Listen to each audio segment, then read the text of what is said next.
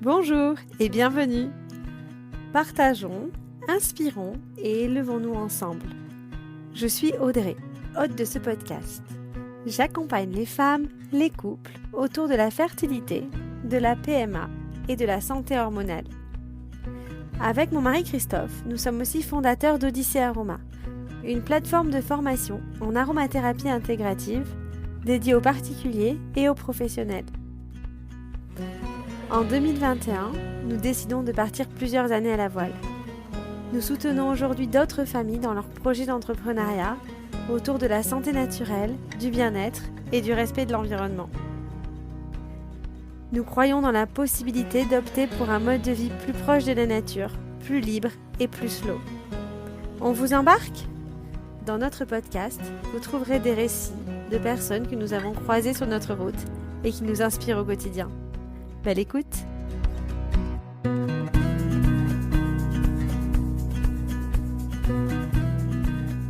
Salut Mitra, merci d'avoir accepté l'invitation de venir sur le podcast. Salut Audrey, merci beaucoup de m'avoir invitée. Alors aujourd'hui, on va parler voyage.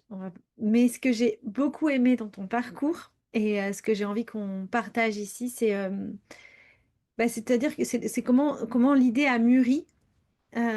Finalement, en fait, il y avait quelque chose profondément, j'ai ressenti dans ton histoire, tu vois, une certaine curiosité dans tes gènes, quoi, dans tes cellules, et qui s'est mêlée avec une envie de changement, une envie de mouvement, sans vraiment savoir ce que c'est. On va aller dans les détails, hein. Et sans vraiment savoir ce que c'est. Et du coup, à un moment donné, tu as senti que le voyage allait être la première porte, le premier pas vers le changement, Ouais, vers une nouvelle complètement. vie. Voilà. Et puis, il y a aussi un côté que je trouve génial dans ton parcours, dans ton parcours de vie, c'est toute la partie multiculturelle qui, je pense aussi, ben, vu qu'on parle de gènes, de cellules, s'inscrit dans tes cellules profondément et te donne cette soif d'aller découvrir le monde. Alors, on va comprendre tout dans les détails, dans les échanges qui vont suivre. Pour commencer, Mitra, est-ce que tu pourrais te présenter tout simplement, présenter ta famille?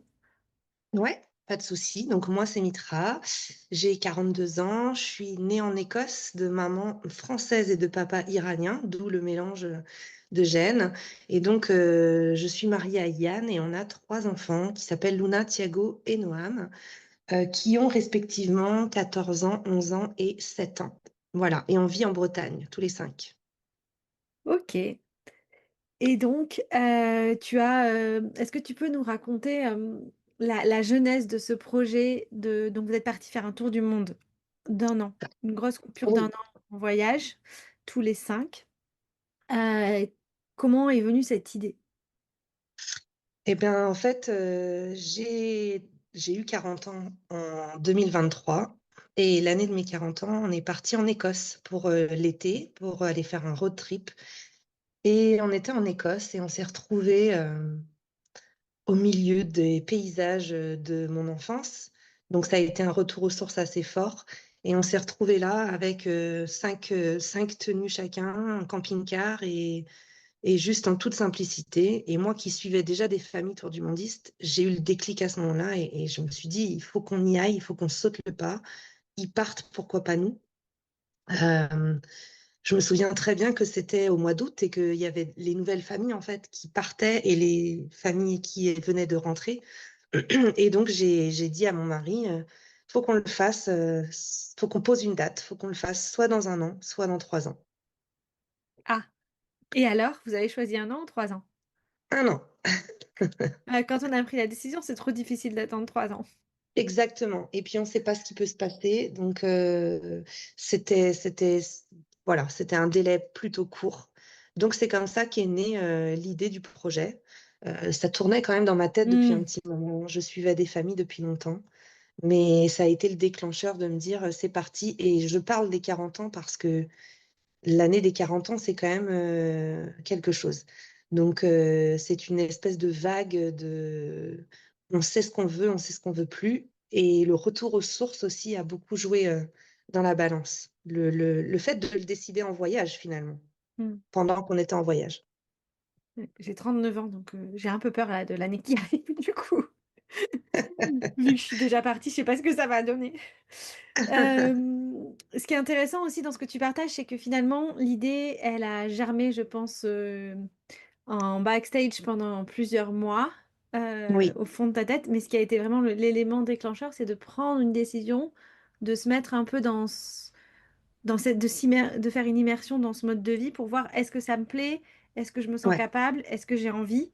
Et en fait, c'est ça qui t'a dit, ok, en fait, j'ai l'idée, je sais que je veux le faire, je le mets en contextualisation, on est bien.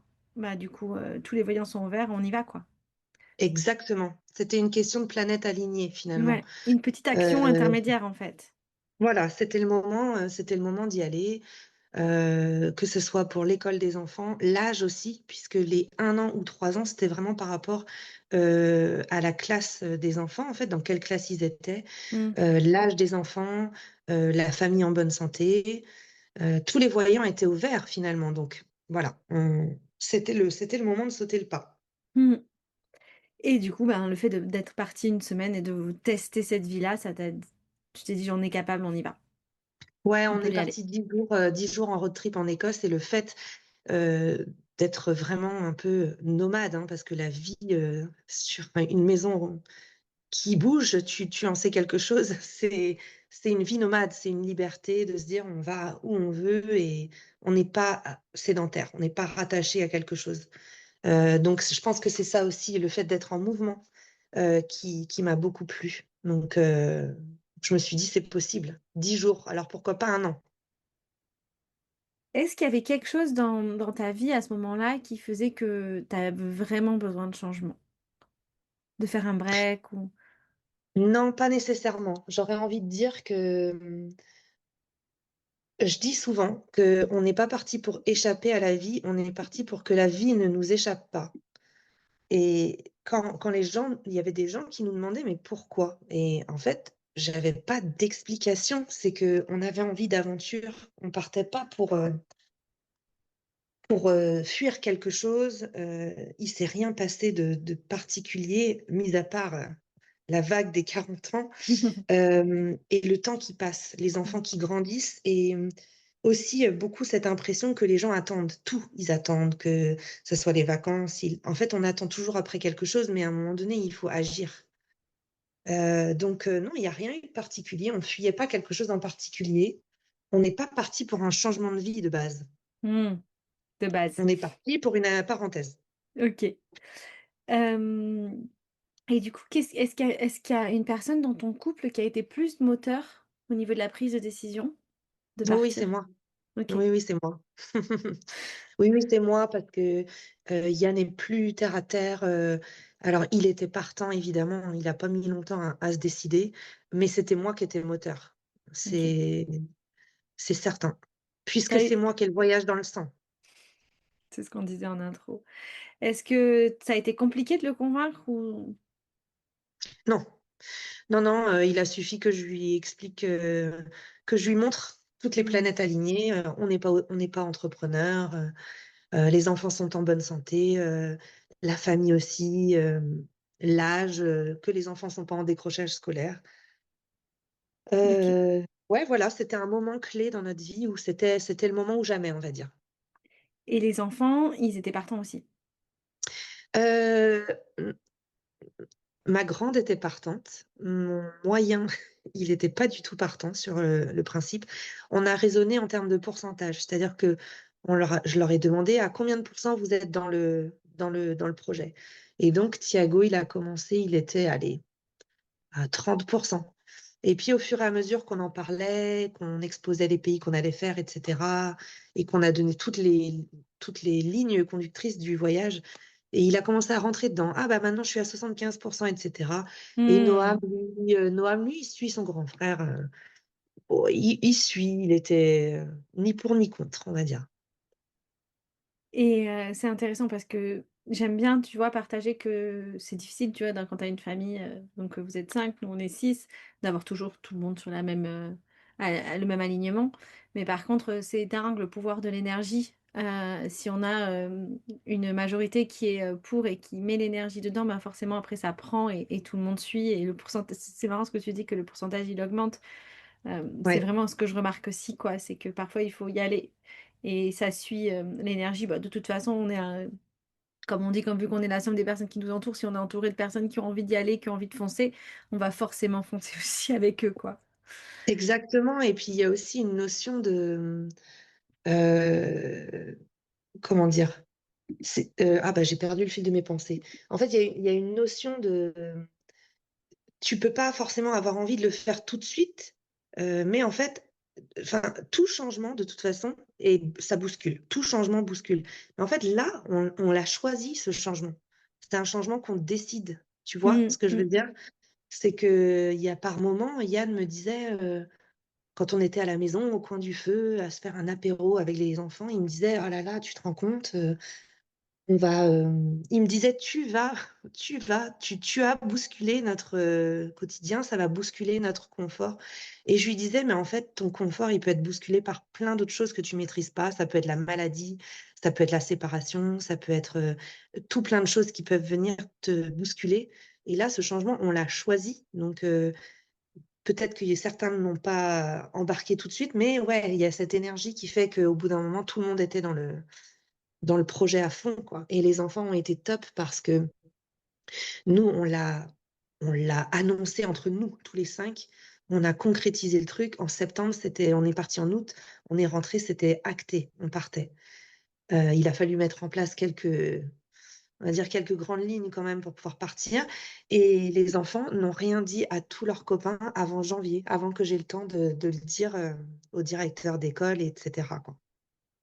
Donc, ils ont joué le jeu du petit secret. Et je pense que ça a aidé aussi. C'était notre petit projet, quoi. C'est génial ce que tu dis. Que la décision de changement, ça la bouscule, mais que c'est notre décision. Et forcément, c'est comme tout. Par exemple, un enfant, en général, ça bouscule, mais quand on a décidé d'en avoir, on s'y prépare et c'est notre choix. Et ce qui est intéressant aussi, c'est de se dire, OK, il y a plein d'autres choses qui peuvent nous bousculer dans la vie, sur lesquelles on va pas être forcément...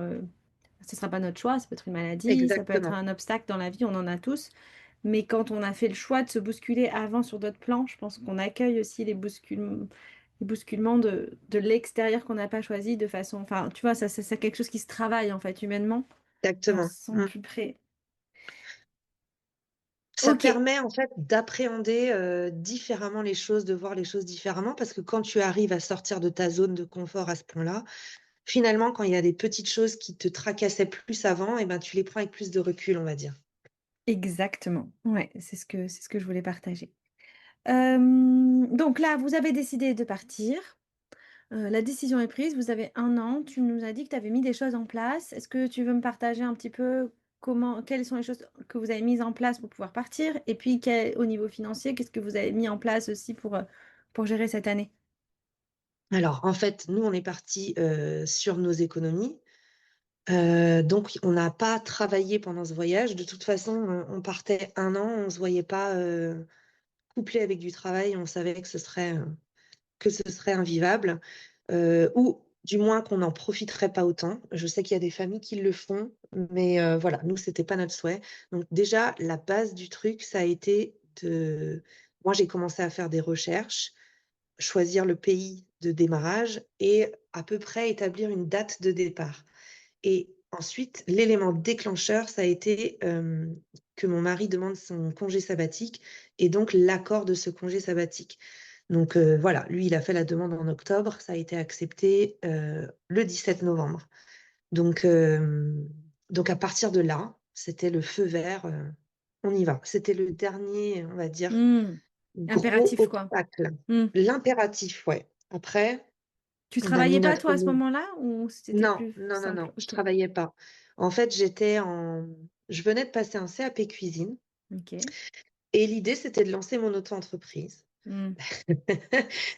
Et puis, ce voyage a finalement tout changé et je repars à mes premiers amours, c'est-à-dire que je vais devenir travel planner. Donc, tu vois, finalement, ça a eu du bon parce que ça a changé ma trajectoire. Euh, c'est ce que j'attendais aussi un peu de ce voyage. Et, et donc voilà, ça a été le déclencheur. Et puis ensuite, bah, s'en est suivi. Voilà, on savait qu'on allait mettre notre maison en location. Il fallait prévenir les écoles, etc. Mais le démarrage, c'était vraiment la demande de congé sabbatique pour que ça soit accepté. Et ensuite, ça a été bah, les annonces et toute l'orga qui prend une année hein, finalement pour Hmm. organiser ce voyage. Donc les annonces, qu'est-ce que tu veux dire par là, Bah, annoncer à nos proches Ah, qu'on partait en tour du monde, puisque moi, c'est quelque chose que j'ai toujours rêvé, mais on n'en parlait pas plus que ça. C'est-à-dire que comparé à d'autres familles, on ne disait pas un jour on ira faire le tour du monde. Donc cette année-là, on a fêté nos 10 ans de mariage mhm. et ma meilleure amie était au courant qu'on avait ce projet. Et dans un petit questionnaire, comment vous voyez Yann et Mitra dans 10 ans, on avait fait des cases. Donc, il y avait un quatrième enfant, une nouvelle maison, un chien, enfin voilà. Et font le tour du monde. Et on est parti de ça pour annoncer aux gens individuellement, bah, tu vois, là, tu t'es planté ou là, tu avais raison. Donc, c'était assez rigolo. Donc, voilà, il y a eu l'annonce aux proches et puis euh, là, on a fait un petit montage vidéo aussi pour l'annoncer parce qu'on ne pouvait pas voir tout le monde. Et puis l'annonce aux écoles, etc., quoi. Il a fallu qu'on fasse un peu les choses dans les règles de l'art, on va dire. J'ai une question. Qu'est-ce que vous avez reçu comme retour de cette annonce? Et ben, on va dire qu'à 99%, c'était vraiment que du positif. Donc moi, j'avais beaucoup préparé le truc. C'est-à-dire que moi, j'étais à fond dedans. C'était mon idée. Mais Yann était encore un peu mi-figue, mi-raisin. C'est-à-dire qu'il était partant, mais il avait peur. Et moi, je me suis dit, attention, quand on va l'annoncer, ça peut être à double tranchant parce qu'en fait, les gens, ils te projettent leur propre peur. C'est-à-dire Hmm, que les gens te disent, oh là là. Et donc, moi, j'étais prête à ça, j'étais blindée. Je me suis dit, hmm, voilà, je vais me protéger. Les gens qui vont me dire leur peur, c'est leur peur à eux, c'est pas la mienne. Et en fait, bizarrement, tous les gens ont très très bien réagi avec Yann. Moi, j'ai eu les gens qui avaient peur ou qui me projetaient leur peur, et Yann, c'était très. Les gens lui disaient, ah, mais c'est génial. Donc, on a eu beaucoup beaucoup de positifs, et j'ai trouvé que c'était hyper intéressant parce que au fur et à mesure qu'on l'annonçait, que ça soit à nos proches ou à notre entourage un petit peu moins proche, j'ai trouvé que c'était un révélateur de personnalité de la personne qui était en face de nous. Parce que je pense à l'enseignante de Noam, à qui j'ai dit on part en tour du monde et qui m'a dit c'est génial. Et j'ai vu en fait, j'ai découvert qu'elle avait voyagé en Afrique du Sud, qu'elle adorait voyager. Donc ça révélait un peu la personnalité de la personne en face. Est-ce que c'est une personne qui est trouillarde? Est-ce que c'est une personne qui fera jamais ce genre de choses parce qu'elle est bien trop sédentaire et bien trop ancrée dans sa vie? Ou est-ce que au contraire c'est quelqu'un d'aventurier qui rêverait de le faire? J'ai trouvé ça vraiment hyper révélateur. Et du coup, tu avais des attentes. En tout cas, c'est chouette qu'il y ait 99%. Après, je pense que le fait d'avoir une date de retour, ça sécurise aussi les proches. Versus nous qui n'avons Ouais. pas de date de retour et qui avons dit bah, on part et on revient plus quoi. Ou Hmm. on reviendra peut-être un jour, mais on n'en sait pas, tu vois. Versus on Ouais, part, je on va vois à ce un que tu veux projet, on dire, revient ouais. dans un an. Exactement. Oui, oui, c'est vrai. Mais bon, quand on est parti, on a dit qu'on partait un an, on n'avait pas de billet retour. Mm. Euh, Mhm. Mais oui, effectivement, je sais que ma belle-mère, c'était ça. Elle a dit, je suis rassurée de savoir que vous partez pas en expat, par exemple. Mm. Euh, donc c'est vrai que c'était une parenthèse, on va dire, de base, une parenthèse d'un an. Mais oui, c'est vrai que les gens doivent réagir différemment quand tu leur dis, bah, je pars Mm. pour de bon. Ouais, c'est ça. Et donc, tu l'as vaguement dit tout à l'heure, ce voyage t'attendait, donc tu étais dans une transition professionnelle et t'attendais un petit peu de ce voyage, de savoir si tu étais sur le bon chemin et de te nourrir un petit peu d'énergie extérieure pour t'assurer de la suite au niveau professionnel. Mais est-ce que tu avais d'autres attentes? Euh, ouais, je pense que une de mes attentes, c'était qu'on s'éloigne de notre quotidien. Voilà, on dit que s'éloigner de tout rapproche de l'essentiel. Eh ben, Hmm. j'avais besoin qu'on s'éloigne de tout pour qu'on se rapproche de vraiment ce qui est essentiel pour nous. Euh,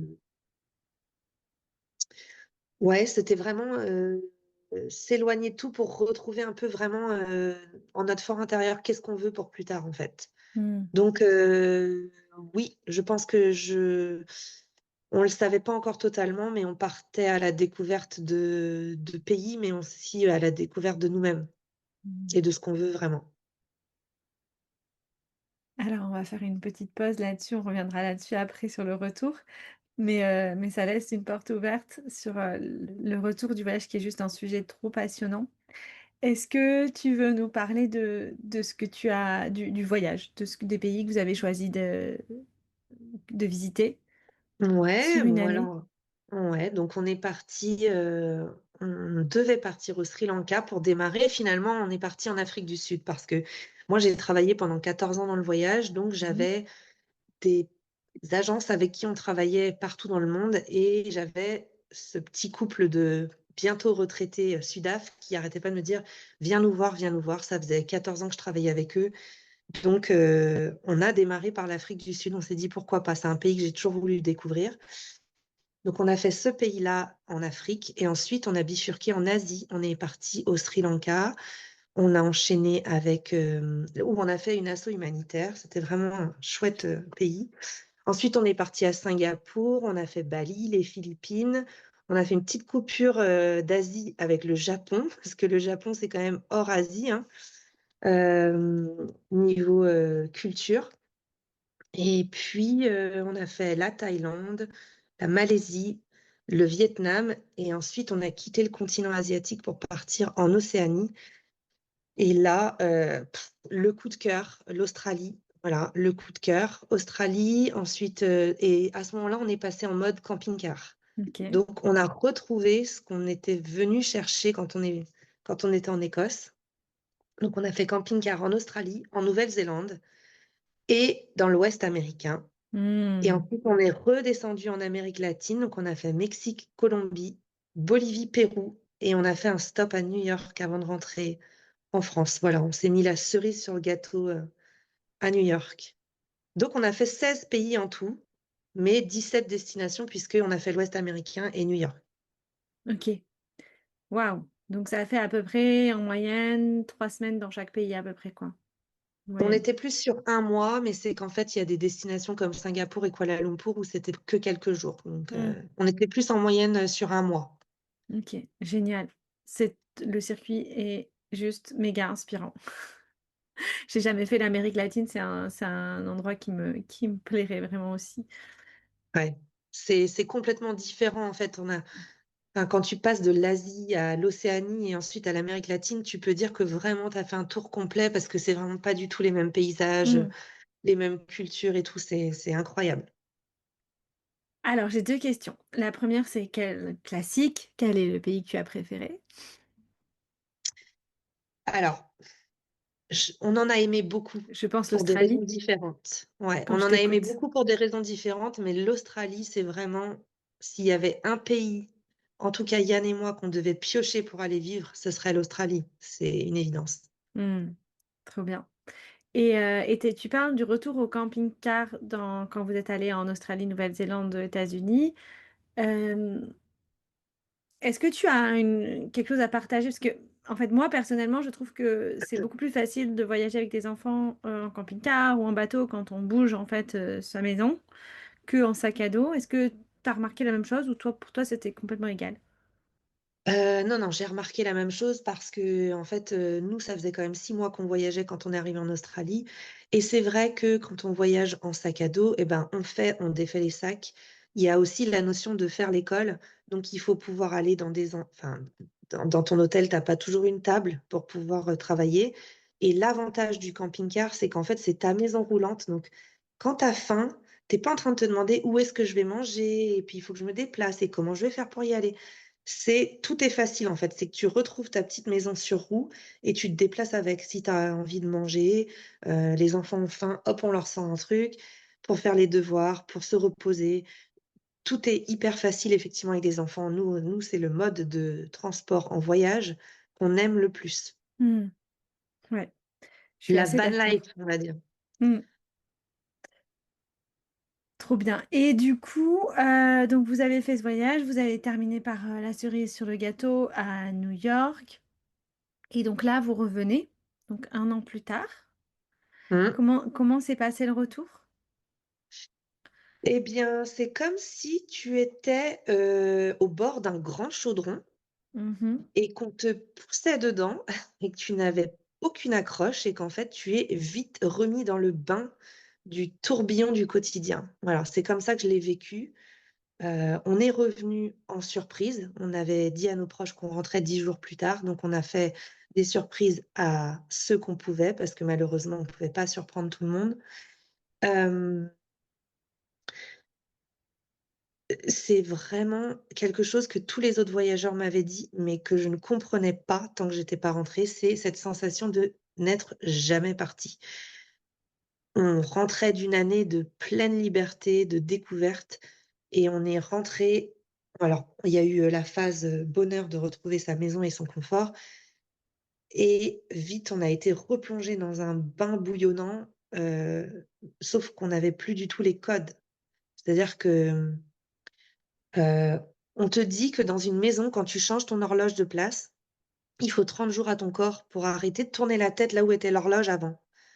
Et ben, imagine pendant 1 an partir, quitter, ta maison, ta ville, ton pays et revenir à ça, alors que tu as foncièrement changé, c'est hyper déstabilisant et déboussolant, en fait. Moi, j'ai une notion d'être déboussolée.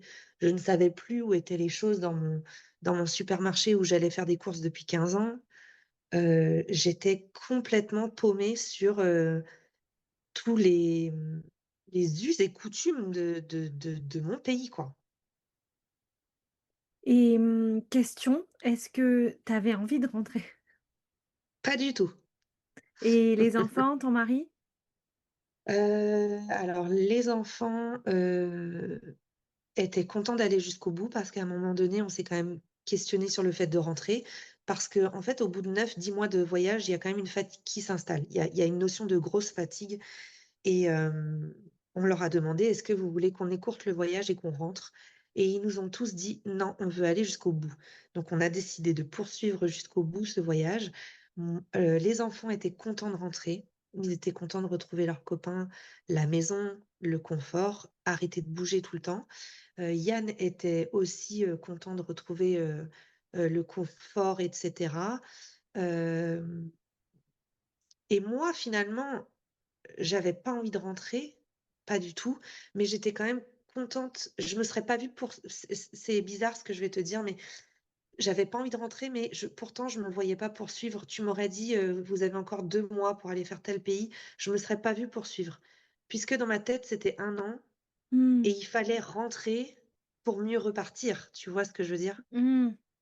Mmh. Tu t'étais conditionné à rentrer et c'était dans ça veut pas dire que rentrer, c'est rentrer définitivement, ça veut dire que ça fait Exactement, partie de la continuité de ce que tu avais prévu. OK. exactement. Mmh. C'est et exactement ça. donc toi, bon, finalement, tu sentais quand même ce truc que tu avais envie, mais c'était prévu de rentrer, puis tout le monde était dans le mood: «Je rentre», donc toi, en tant que maman, forcément, tu vas pas non plus de comme je disais, ça suit l'énergie, donc même s'il y a ce petit truc qui dit: «Je sais que c'est pas le dernier la dernière destination, on y va». Et qu'est-ce que donc tu cette période un peu où tu es contente, puis tu te remets finalement facilement dans le quotidien. Mais comment est ton esprit? Où est ta tête à ce moment-là? Moi, je me suis pas du tout remise facilement dans le quotidien, hein. Franchement, Ah. je pense que j'ai même, en fait, à un moment donné, lutté contre le fait d'être là, en fait. Je pense que mon corps et mon esprit tout entier luttaient contre le fait d'être en France. Hem, les on va dire que les 10 premiers jours, tu es content, tu retrouves ton quotidien, tu te dis enfin, tu retrouves ton confort, pas ton quotidien. Ton confort, les douches chaudes, enfin, c'est des petites choses Mmh. qui paraissent Le complètement, lave-vaisselle, la machine à ah ouais? laver. Exactement, mon propre lit, mes propres draps que j'ai lavés, ma voiture aussi parce que bon, pour se déplacer, voilà, je dépends pas des autres donc heu, ça dure, allez, 1 semaine, 10 jours, mais est-ce que ça pèse assez lourd dans la balance? Parce que tout ce qu'on a vécu était tellement, incroyable que oui, on revient à un quotidien donc moi je me suis pas du tout, je luttais, entièrement. Après, hem, on a eu quand même des plaisirs, effectivement, de retrouver la famille, les amis, les supermarchés hyper bien fournis, Mmh. parce que ça, faut le dire, hein, pendant 1 an, on n'a pas vu ça. Ouais. Ça, Heu, c'est vraiment le truc de la France. Moi, c'est le truc qui c'est l'une des seules choses qui me manque, ouais. Ouais. Mm. Et tu vois, tu le dis très bien. C'est que c'est une des seules choses qui m'a manqué dans mon pays, c'était vraiment ce côté bah, diversité alimentaire. Moi qui cuisine H24. Euh, et puis après, je me suis pas reconnue en fait. J'étais complètement déboussolée, c'est-à-dire que il y a beaucoup d'habitudes que j'ai changées. En fait, c'est comme si tous mes curseurs avaient bougé et que je revenais chez moi, les visages familiers en fait te paraissent presque étrangers. Mm. Euh, Il y a une notion de revenir chez soi, mais de plus avoir l'impression d'être chez soi. C'est vraiment très très difficile. Moi, j'ai vécu une période hyper compliquée. Je commence à peu près à aller mieux parce que je fais des choses dans mon quotidien pour aller mieux, mais c'est vraiment une vague d'enfer, quoi. Ça a été un peu une descente aux enfers. J'ai vu ça un peu comme une descente aux enfers. Et pour en avoir échangé avec beaucoup d'autres voyageurs qui étaient rentrés avant nous, je savais que ça allait être difficile, mais j'imaginais pas que ça allait être aussi difficile. Mm. Et donc là, les enfants ont repris l'école, ton mari a repris son travail. Oui, Et toi, du coup, pour l'instant, je pense que ça joue aussi. Tu sais, quand on a oui, été tous serrés pendant un an ensemble, non-stop, et qu'on se retrouve à la maison vide, oui, avec du coup du temps pour penser, cogiter, infuser, alors que eux, je sais pas si du coup ils ont un peu moins le temps de ça, vu qu'ils sont rentrés finalement, oui, ils sont rentrés dans le quotidien malgré eux. Je pense que ça joue aussi dans ton état d'esprit versus le leur. complètement. Le fait d'être toute seule à la maison, on va pas se mentir, je n'étais pas déprimée de ça parce que quand tu as vécu quand même un an collé serré, tu as besoin aussi d'avoir tes moments à toi. Donc ça, je l'ai pas mal vécu. Mais effectivement, cette bulle à 5, j'ai besoin de la retrouver régulièrement parce que c'est notre bulle qu'on a eue pendant un an. Et, et voilà, et en fait, oui, effectivement, le côté professionnel, pour moi, il a été pendant, même si je savais où j'allais, il fallait que je trouve le courage de me lancer parce qu'on rentrait, que j'étais déboussolée et qu'il fallait tout réinstaller dans la maison aussi, Hmm. Parce que vous l'aviez retrouver loué la chemin. maison? Oui, on l'avait loué. On l'avait loué, Ok. meublé, mais on avait enlevé quand même la majorité, tout l'intérieur, des placards, etc., quoi. Hmm. Donc, il a fallu qu'on refasse un déménagement, qu'on reprenne nos marques euh, dans une vie qui n'a plus été la nôtre pendant un an, quoi. Hmm. En fait, tous les fondements de ce que tu connais s'effacent en une année et tu te dis, mais... oh. Et les gens m'avaient dit hein, avant de partir, vous allez changer, vous allez revenir changer. Hmm. Mais j'en avais pas vraiment conscience à ce point-là. Hmm. C'est un magnifique cadeau parce que vous avez changé, mais bon, forcément, moi, j'ai un petit biais, mais vous avez forcément changé en positif parce que toutes ces expériences, ça apporte, ça enrichit tellement. Et c'est un magnifique cadeau que vous avez fait à votre famille, en fait, et à vos enfants, que cette ouverture et ce changement. Est-ce qu'eux, ils ont senti une différence? Est-ce que tu vois une différence dans leur façon d'être et leur façon d'appréhender la vie et les difficultés, par Oui, exemple? oui, forcément. Je sais qu'il y a beaucoup de familles qui partent avec des plus petits à qui on dit oui, ah là là, ils vont pas s'en souvenir. Moi, je suis pas d'accord. Peu importe l'âge des enfants, je pense que ce Hmm. que tu fais, ça construit l'adulte de demain. Et moi, je le vois. Euh, bon, déjà, ils étaient très proches, ils sont encore plus soudés. On, on a une famille, on a toujours aimé faire les choses tous les cinq. Et là, on a une année de souvenirs qui ne nous appartiennent qu'à nous, en fait, finalement. Ça nous appartient qu'à nous, à nous cinq. Donc oui, il y a un changement et puis une ouverture d'esprit euh, par rapport à d'autres enfants de leur âge, effectivement. Hmm. Et donc la suite. Donc avec tout ce que vous... Donc là, aujourd'hui, tu as eu ta période de trop bien, je suis rentrée, j'ai le lave-vaisselle, mais moi non plus, elle n'a pas duré très longtemps, celle-ci. Je me suis dit, en fait, j'ai fait son lave-vaisselle pendant longtemps, donc ça n'a pas changé ma vie. Donc après, tu as la période où j'infuse, où je suis là, mais je suis pas vraiment là. Et aujourd'hui, qu'est-ce qui comment tu te sens? Parce que ça fait combien de temps que vous êtes rentrée? Ça fait 2 mois et demi. Ah oui, donc c'est très récent. Ok, C'est très récent, ouais. je te prends au bon moment. Ouais, C'est ça encore fait que tout deux frais. mois et demi, ouais. C'est très récent. C'est très récent, mais je pense que les gens se rendent pas compte que c'est aussi récent. Toi qui bouge, tu le sais, mais quelqu'un qui est sédentaire dit oui, enfin bon, ça fait 2 mois et demi que vous êtes rentré, tu vois. Euh, pour moi, c'est très récent et je pense que de toute façon, tu reviens jamais vraiment d'un voyage comme ça, clairement. Euh, comment je me sens aujourd'hui? Ça va un petit peu mieux dans le sens où j'entreprends déjà plein de choses pour mon futur métier de travel planner. Donc, forcément, ça me replonge dans le voyage, organiser les voyages des autres. Forcément, ça me donne une impulsion parce que ça prolonge un petit peu le voyage et puis ça me donne des envies à nouveau de voyager. Hmm. Euh, parce qu'il y a eu ce phénomène assez bizarre de quand on est rentré, je voyais d'autres familles tour du mondiste qui repartaient aux vacances d'octobre et je me disais, mais moi, je me sens pas prête en fait. Pas pour l'instant. C'est bizarre, Hmm. hein. Pourtant, je ne vis que pour le voyage. Et finalement, euh, là, ça y est, je commence à reprendre goût à des petites choses, tu vois. J'ai repris la lecture. En fait, j'ai envie de me réinstaurer des choses qui me font du bien et de me recentrer en fait sur moi-même. Donc c'est ça qui aide. Mais je suis encore dans une phase où je ressens pas toujours l'envie d'être entourée de gens en fait. J'aime ma bulle en fait. Je sens encore qu'il y a de la fragilité, mais ça commence quand même à aller mieux. Forcément, j'ai repris mes marques, mais par contre, j'ai changé beaucoup de choses. C'est-à-dire que j'ai bousculé pas mal d'habitudes. Je repartirai pas comme avant.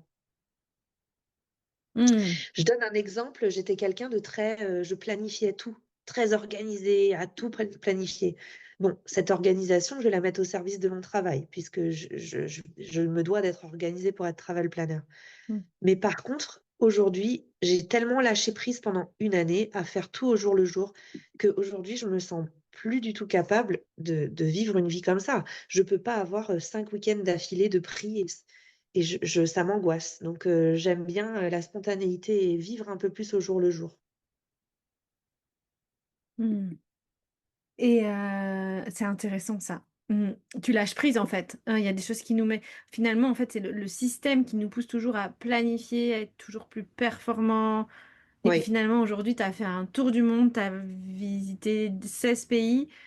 Et, et donc, tu sais, c'est comme on disait, on prend un recul sur les choses. Et enfin, c'est une organisation mais incroyable que vous avez faite. Et donc, du coup, le petit quotidien, peut-être le rendez-vous chez à la Poste qui te semblait une montagne à l'époque, maintenant, tu le fais super facilement, quoi. complètement. Ça C'est même plus change en fait un d'organisation. peu le curseur à bouger, quoi. C'est Mm. les curseurs qui ont bougé. Et c'est vrai que j'ai souvent cette réflexion des gens, encore révélateurs de personnalité, qui disent oh là là, bon, là ça va, il fait plutôt beau, mais ça va être peut-être difficile de vivre ce premier hiver de retour en France. Et en fait, je leur dis, bah, en fait, non, parce que nous, on a vécu l'hiver au Pérou et en Bolivie. Il faisait froid et il n'y avait pas de chauffage, il n'y avait pas d'eau chaude et les maisons sont pas isolées. Et aujourd'hui, on va vivre un hiver dans une maison qui est isolée avec une cheminée.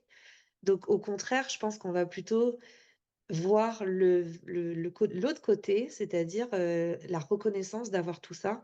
Mm. Et je trouve que on se met ici en Europe, en tout cas en France, on se met toujours plus, il faut toujours que ça soit plus, c'est jamais suffisant. Et en fait, quand on voit tous les autres pays du monde qui n'ont pas grand-chose et qui sont heureux quand même, ça remet les choses en perspective, en fait. Mm. Ça me met des frissons, mais tellement. Mm. Tu vois, ici en Tunisie, là où on est arrivé, les gens ils sourient, ils sont hyper agréables et pourtant ils n'ont pas une vie facile.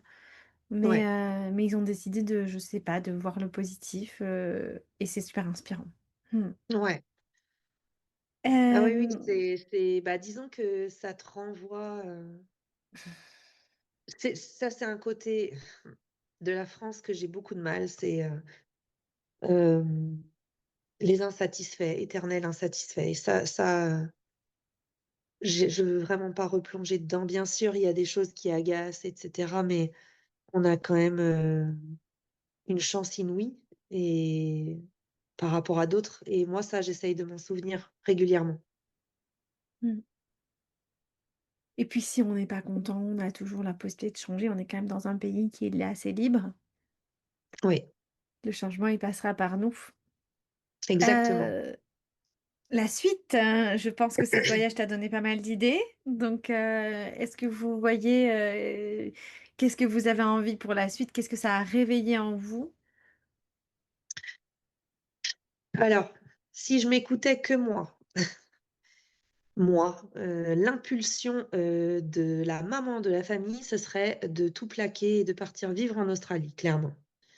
Moi, j'ai découvert une chose sur moi très importante pendant ce voyage, c'est que de par mon enfance où j'ai vécu pendant 7 ans et demi en Écosse, je suis arrivée en France, j'avais 7 ans et demi. Je suis faite pour vivre dans un pays anglophone. Dans les pays anglophones, que ce soit l'Australie, la Nouvelle-Zélande, l'Irlande, l'Écosse, l'Angleterre, je me sens vivante. C'est ma culture. Je Hmm, retrouve vraiment qui je suis. Donc moi, l'Australie, et Yann ne dira pas le contraire, c'est quand même un paradis sur Terre. Forcément, il y a des choses quand tu t'installes, j'imagine, qui sont à jeter. Mais l'Australie, ça nous appelle. C'est-à-dire que c'est vraiment un pays, c'est le pays où on se verrait vivre. Bizarrement avec le Canada, alors qu'on n'est jamais allé au Canada, mais voilà, c'est deux pays qui nous appellent. Donc il y aurait que moi. Alors on rentre, forcément, on rentre pour 1 an ou 2 parce que il faut reprendre. Tu peux pas repartir tout de suite, il faut ça s'organise. Euh, mais ce serait que moi, ouais, je pars en expat. Et Yann me parle quand même assez régulièrement de l'Australie.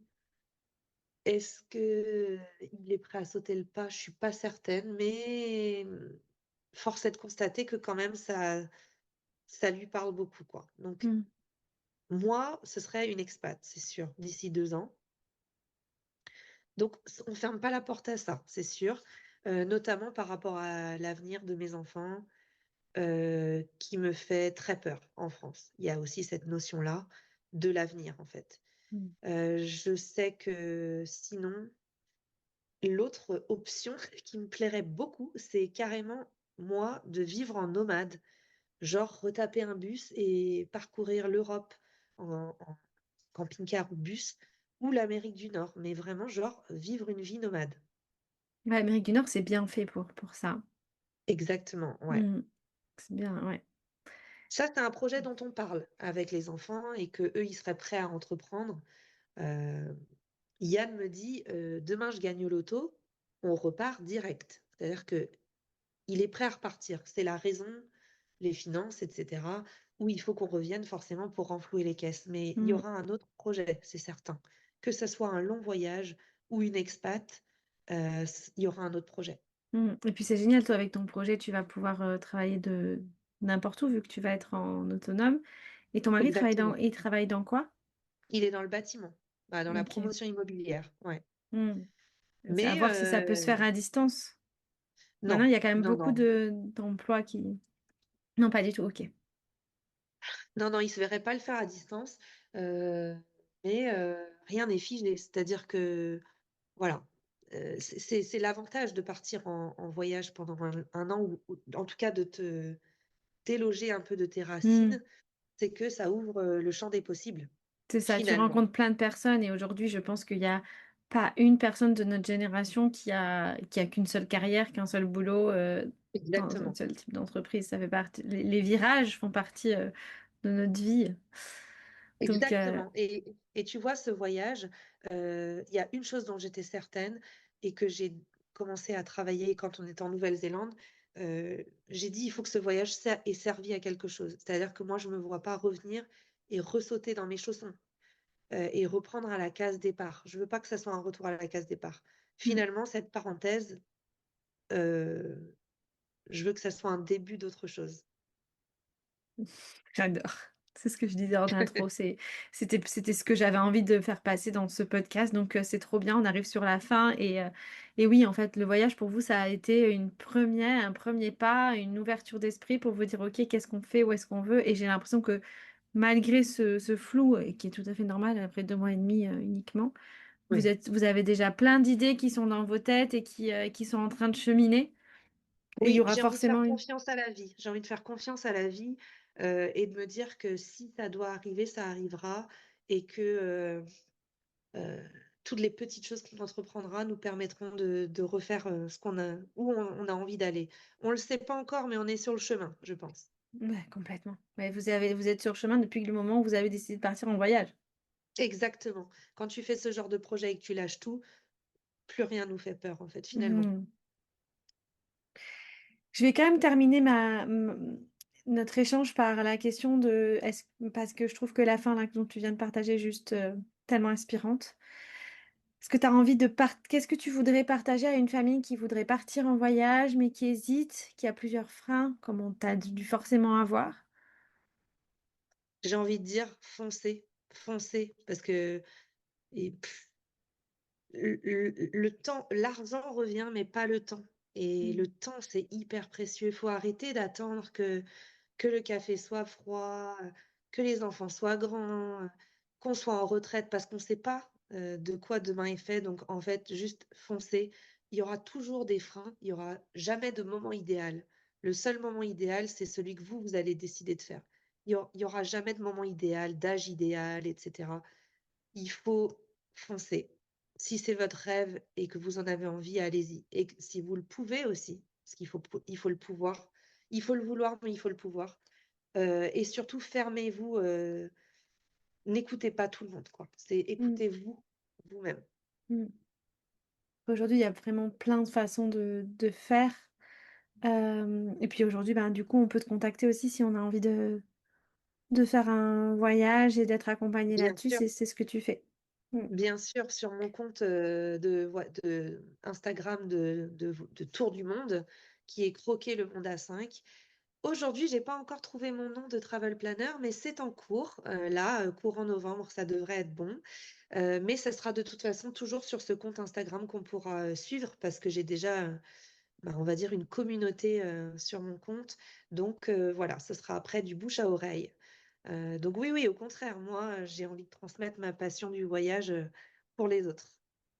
Hâte, je mettrai tout dans les notes de l'épisode si vous écoutez, le compte Instagram, et cetera, pour aller suivre Mitra et sa famille. Bon, bah, merci beaucoup. Merci beaucoup, Audrey. Merci à C'était toi. super chouette, super riche. Merci beaucoup pour ce partage. Ouais, c'était chouette. Merci beaucoup. C'est fini.